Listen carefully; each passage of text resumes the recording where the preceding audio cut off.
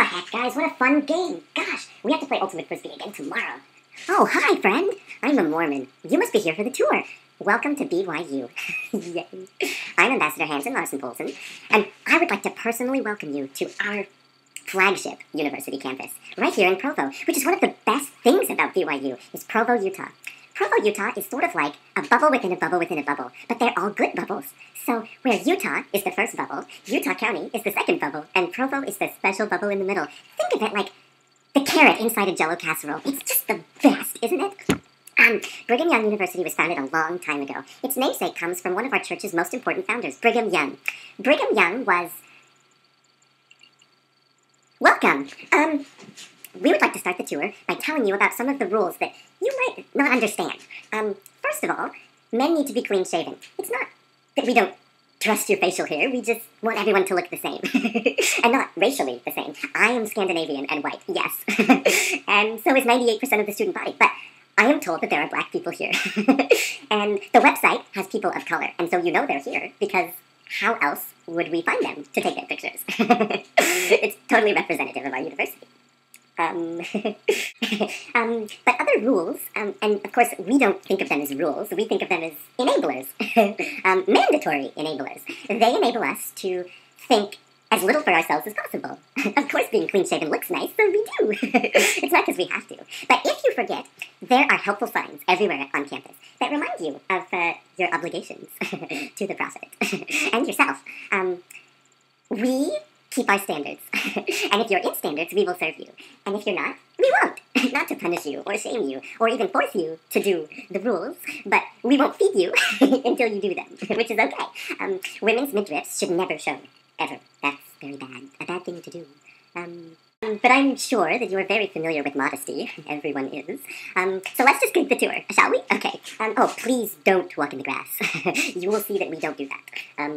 Just don't. Okay, well, this building here is where we have religious studies. Religious studies are... Oh, don't... I'm sorry, you seem to look confused and horrified. You don't have to be Mormon to attend our university. No. If you're not, we ask that you pay twice as much money, but that's okay. You're still welcome here. And we pay tithing, and we have for a long time, so we pay a lot more than you anyway. So we like to think that we're subsidizing you, so you should be grateful to be here. Anyway, if you're not Mormon, you don't have to go to church. If you are, you have to go twice a month, which is really probably less than your family forced you to go as a child. So it's like, freedom, yay! Of course, we go every week. We wouldn't even want to implicate anything differently there. Hi, Mom! Yay! I'm an ambassador for BYU! But you do have to do religious studies. I mean, this is a religious university. It's the Lord's university. And the prophets. You have to take about a semester's worth of religious studies. And of course a few classes are mandatory Mormonism. And all classes start with a prayer. All of them. Not just religious ones, of course. Jesus needs to be everywhere, which is okay. And there aren't any types of courses where Jesus would be offended, so it's okay to pray all the time. Women's studies? Yes, of course we have that. In fact, in 2007, we did away with our MRS degree, and we replaced it with an MS period degree, which is really keeping with the times with women's rights. There are not gender or sexuality studies, because we know our sexuality, and it's the way the prophet says. So we don't teach things that aren't real. We're a very principled university. So this is the religious bill. Also, once a week we have devotional. It is a great event. It's when the prophet, or one of his designated seers, presents a special lecture. There are lots of issues that we don't think about because we've been so conditioned, but in the off chance that you feel tempted to think for yourself, the devotional will help steer you right back onto the chosen path, which is really, really great. But you don't have to go to the devotional. We wouldn't force anyone to do anything. Shunning is different than force. But everything will be closed on campus during devotional. So you can do whatever you want. It's just the idea is you can't do anything else. YouTube is blocked on campus. Obviously it would be. So are most websites that are bad. And when I say bad, I mean that BYU decides are bad. Even if the church, Mormon church, because we pretend that we're not affiliated. Well, we aren't affiliated. We're endorsed. Or, I don't know, there's a lot of legal stupid terms that are interrelated, but for legal and tax reasons, we're separate. Okay, but secretly. So, what we do... Oh, your education, though, is fully secular. We need you to know that. If you're expecting something else, you'll still get it here. But on its surface, it's totally secular. And there's just a Mormon twist. Like, it's a game. It's like a song. We dance. Mormons dance. We are not like those other people who don't do that. We love dancing. We just don't touch members of the opposite sex. Or the same sex, obviously, but that's just a given.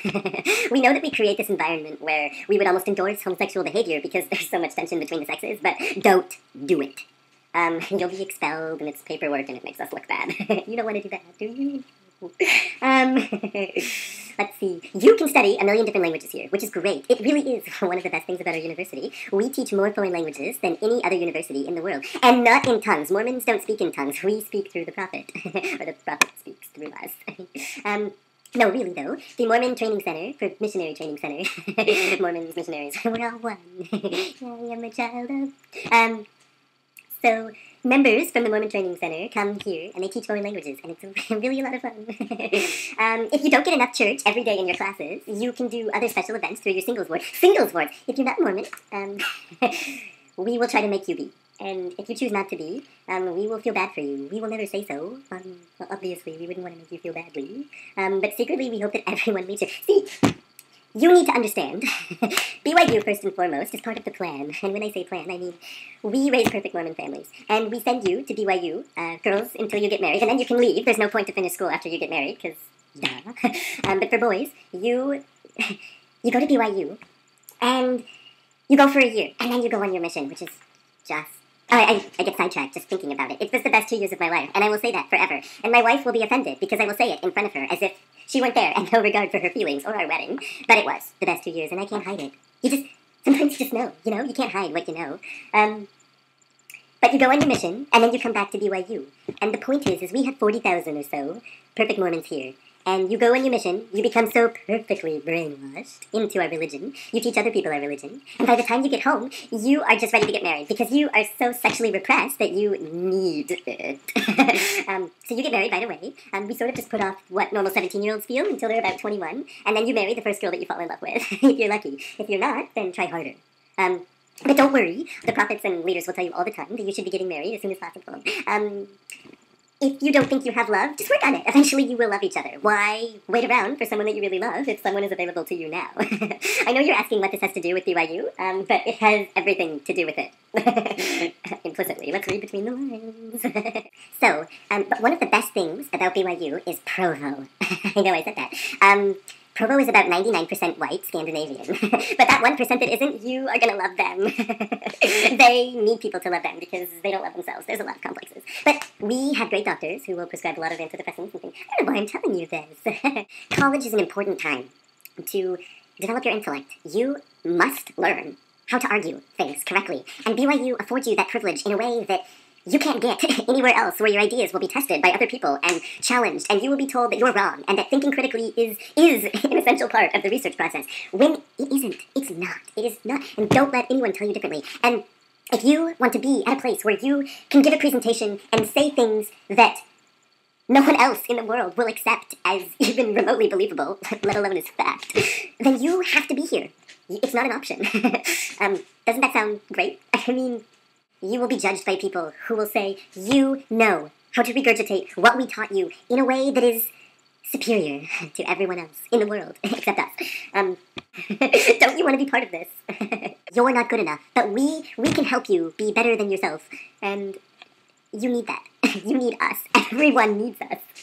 Okay, well, we know you're convinced. I know you were convinced the moment you walked on campus, and you felt that feeling. You saw the homogeneity here, and you thought to yourself, oh my heck, I have to be part of this. I need to be part of this. These need to be my friends. And once you dye your hair, and you get a poof, or you shave, and you wear baggy suits and shirts, and you wear blouses with sleeves, you will fit in. And once you fit in, you will know that you are expressing yourself in a way that is truly unique. BYU. Just everyone that is important goes here. Brigham Young went, or founded it here. And our leaders have taught for so long that what Brigham Young said about... It doesn't matter, but just be here. Be part of us. Be part of this movement, this uncontrollable freight train of excellence. Yay! Okay, well, thank you. We can't wait to see you at BYU. You are our bestest friends, and you're gonna love it. We love you. Okay, bye. Come to serve them, have me